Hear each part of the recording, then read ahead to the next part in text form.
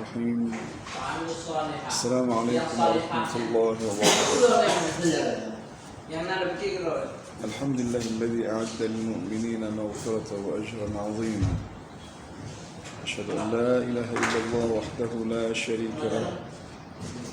أشهد أن سيدنا مولانا محمد وعلى آله وصحبه أجمعين الطاهرين. يقول جل وعلا في القرآن الكريم: بسم الله الرحمن الرحيم. يا أيها الذين آمنوا اتقوا الله ولتنظر نفس ما قدمت لغد واتقوا الله إن الله خبير بما تعملون. قال نبينا محمد صلى الله عليه وسلم في الحديث الشريف: اتق الله حيثما كنت واتبع السيئة الحسنة تمحها وخالق الناس بخلق حسن. صدق الله العظيم وصدق رسوله الكريم الأمين ونحن على ذلك من الشاهدين والذاكرين. الحمد لله رب العالمين. Hadirin para pemirsa di mana anda berada, mana senantiasa kita panjatkan puji serta syukur kita kepada Allah yang Maha Kuasa atas segala limpahan karunia dan nikmatnya Allah kepada kita semua hamba-Nya, yang kalaulah kita menghitung akan nikmat Allah Subhanahu wa taala, sungguh akan melemahkan kita sebagai hamba-Nya untuk menghitung betapa besarnya nikmat Allah dan karunia-Nya yang telah Ia curahkan dan limpahkan kepada kita hamba-Nya. Namun berkewajiban bagi kita selaku hamba Allah Subhanahu wa taala menyikapi akan nikmat karunia serta rahmatnya Allah, memposisikan diri kita sebagai hamba-Nya yang pandai bersyukuri nikmat rahmat Allah Subhanahu wa taala. Sehingga nikmat rahmatnya Allah senantiasa Allah curahkan dan limpahkan kepada kita hamba-Nya, karena kita di antara hamba-hambanya Allah yang pandai bersyukur kepada Allah Subhanahu wa taala. Salawat beruntaikan salam kepada junjungan kita tercinta baginda Muhammad sallallahu alaihi wasallam, Nabi yang mengajarkan kita iman, mengajarkan kita Islam, mengajarkan kita ihsan. Yang diinginkan oleh baginda Nabi Muhammad sallallahu alaihi wasallam agar manusia di atas bumi Allah ini senantiasa mengagungkan Allah, mentauhidkan Allah, membesarkan Allah, sehingga dalam jiwa manusia, fikiran manusia, hati manusia yang senantiasa diagungkan hanyalah Allah Jalla wa'ala, yang dibesarkan oleh Allah Subhanahu wa ta'ala, sehingga mereka manusia akan senantiasa bersibuk bersujud memintakan pertolongan dan bantuan hanyalah kepada Allah Subhanahu wa ta'ala. Baginda yang kita cinta Muhammad sallallahu alaihi wasallam merupakan utusan Allah yang mengajarkan kita akan akhlak yang mulia. Maka barang siapa di antara umatnya, baik yang telah kembali kepada Allah Subhanahu wa taala atau yang masih dihidupkan Allah di atas dunia yang fana ini, apabila mereka tidak mencontohi akhlak baginda Nabi, tidak mentauladani apa yang diajarkan dan dibawakan Nabi Muhammad SAW, sungguh kerugian yang nyata ada bagi kita hambanya Allah, umat Muhammad, apabila tidak mencontohi dan mengikuti ajaran dan sunnah baginda Muhammad SAW. Sebab itu, mari senantiasa bersama setelah kita beriman kepada baginda Muhammad SAW, Rasul yang terakhir, Nabi Khatimul Anbiya wal Mursalin, ini kita mencintainya. Sepatutnya senantiasa memperbanyak salawat kepada baginda Muhammad sallallahu alaihi wasallam. Mudah-mudahan nanti di yaumul mahsyar, di hari kiamat, Allah Subhanahu wa taala, kita di antara hamba-hambanya Allah, dimuliakan Allah di antara umatnya baginda Muhammad, yang mendapatkan kasih sayangnya dan syafaatnya baginda Muhammad di yaumul mahsyar di hadapan mahkamah Allah Subhanahu wa taala. Hadirin pemirsa dimanapun anda berada, potongan ayat Quran yang kami bacakan tadi, surah Al-Hasyr, Allah yang maha mulia mengingatkan hamba-hambanya, dan itu bukti kecintaannya Allah, kesayangnya Allah, rahmannya Allah, rahimnya Allah, latifnya Allah kepada hamba-hambanya, sehingga Allah memanggil orang beriman Ya ayyuhalladzina amanu taqullaha wal tanzur nafsun ma qaddamat lighad. Wahai orang-orang yang beriman, bertakwalah kamu kepada Allah dan perhatikanlah apa yang kau persiapkan untuk hari esok. Allah menggugah kita, mengingatkan kita agar senantiasa orang beriman itu menguatkan keimanannya akan janji-janji Allah, di mana orang yang mulia akan memuliakan Allah, dan orang-orang yang membuat kekejian, kemaksiatan, dosa, mereka nanti akan mendapatkan janji balasan setimpal apa yang mereka lakukan selama dunia ini. Maka oleh sebab itu Allah memanggil kita agar kita di antara hamba-hamba yang diselamatkan Allah, sehingga kita senantiasa takut kepada Allah Subhanahu wa taala apabila kita melakukan dosa dan kemaksiatan di atas Allah Subhanahu wa taala. Allah Jalla wa'ala dengan sifatnya ya Rahman, ya Latif, menginginkan hambanya agar mulia dunia, mulia akhirat.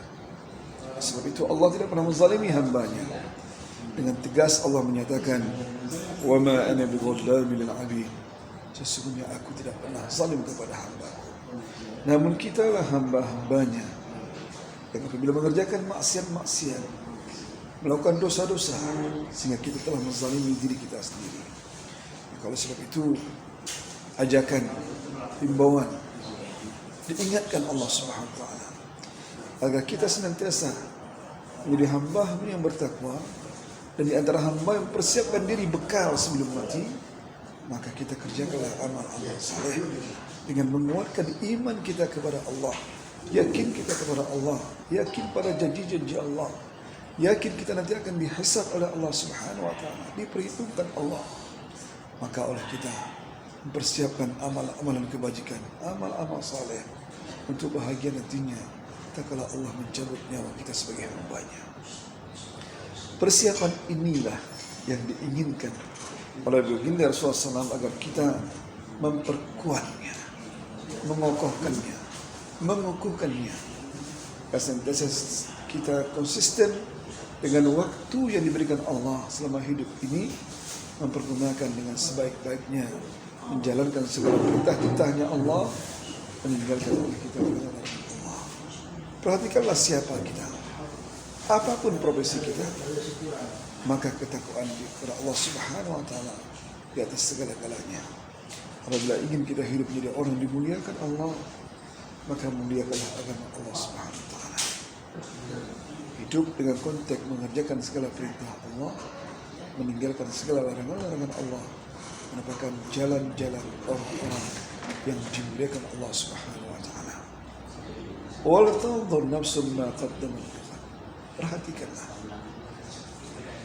apa yang telah kau persiapkan untuk akhir esok. Artinya selama ini Allah berikan kesempatan hidup, suatu ketika tak kala limit waktu itu dicukupkan Allah, maka kita akan kembali pada asal mula jadinya. Oleh sebab itu, sebelum waktunya datang, kita dicabut nyawa oleh Allah Subhanahu wa taala, persiapkanlah bekal-bekal kebaikan. Kalau nanti jauh kita dicabut oleh Allah, kita tidak antara orang yang tersenyum. Dan kalau datangnya malaikat mencabut nyawa di hadapan kita, maka persiapkanlah bekal.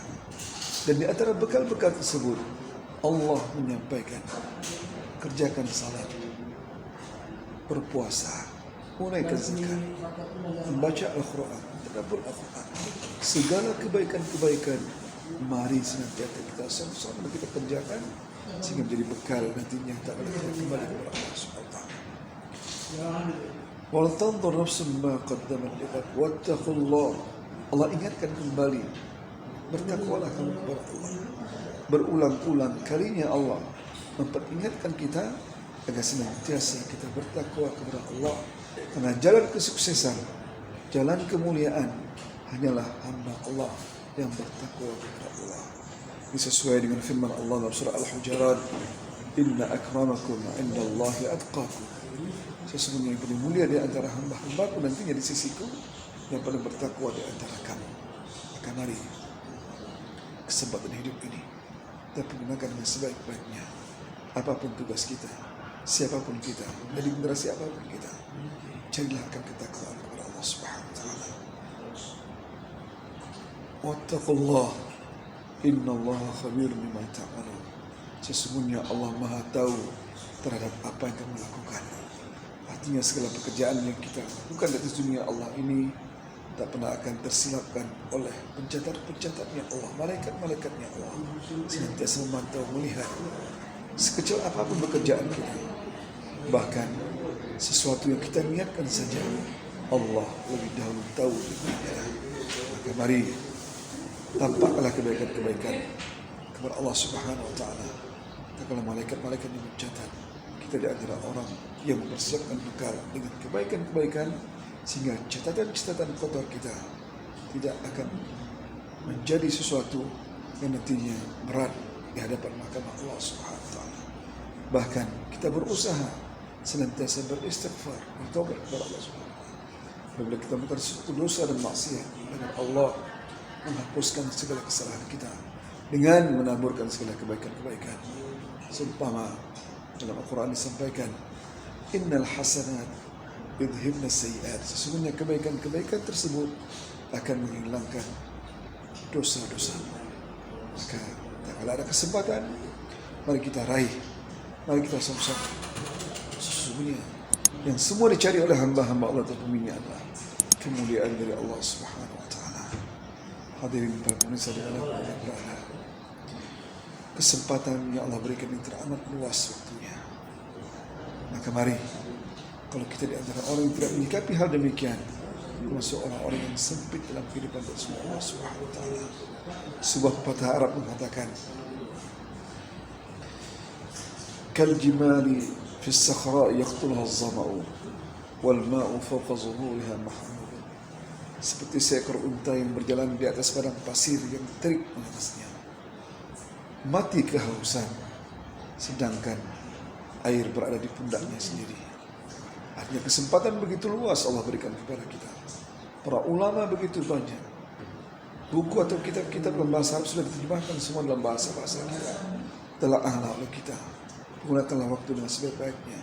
Baca, ikuti pengajian-pengajian, ikuti ceramah-ceramah. Sungguh-sungguh mencari ilmu, sehingga amalan-amalan kita yang kita lakukan berdasarkan ilmu dan kesempatan itu hanyalah untuk mencarikan jalan takwa kita kepada Allah Subhanahu Wa Taala. Subhanaka wa bihamdih, asyhadu an la ilaha illa anta, astaghfiruka wa atubu ilaik. Bila kurang mohon maaf. Billahi taufiq wal hidayah. Assalamualaikum warahmatullahi wabarakatuh.